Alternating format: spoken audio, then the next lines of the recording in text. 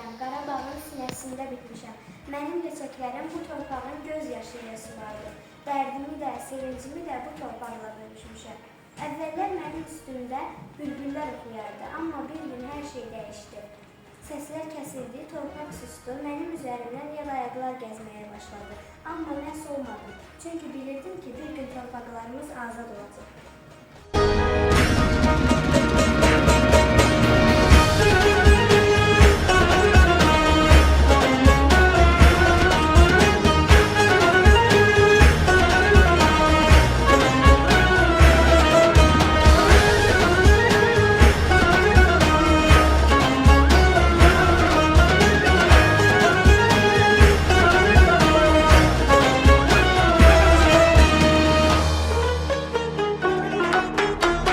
Gözün aydın ey ana vətən, şəhidlərin batmadı qanı.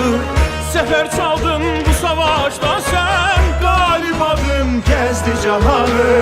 Uca dağlar boyandı nura, Kör bulaqlar nəğmə söyləyir.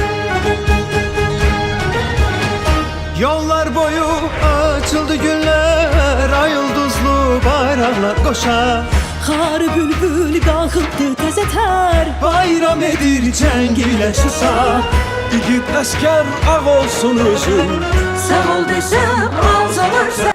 İndi azad Qarabağ günbəgün abadlaşır, mənim qədim torpağım sənə çox yaraşır. Bükülmüşdü qəddimiz, ayrılığın əlindən bir xoş xəbər eşitdik komandanın dilindən. Şücaətli oğullar, bayraq astı hər yana, imza atdı ordumuz ən müqəddəs məqamı. Yaşa vətən, çox yaşa, yaraşır zəfər sənə, alqış, minkər alqış, zəfəri bəxş edənə. Dəmir yumruq düşməni, mənfur faşını əzdi, düşmənlər Qarabağda daim qalar iməzdi. Zəfər bizimdir, bizim, qəlbimiz dönür daha, yollar bizi aparır, gedirik Qarabağa. Vətən qarşıla bizi, pay alaq nimətindən, doymaq olmur ki sənin, doğma məhəbbətindən. Tarix yazdı igidlər, hamısı əzizimizdir. 44 günlük müharibə şanlı tariximizdir. Vətən müharibəsində biz qələbə qazandık, bu gün anın günüdür, qəhrəmanlara andık. Biz əzmişik düşmən başa savaşda, silinməz tarixdə qaldı yaddaşda. Bizim də əbədi torpaq qadaşla, sevinirlər, gücüz və zəfər var.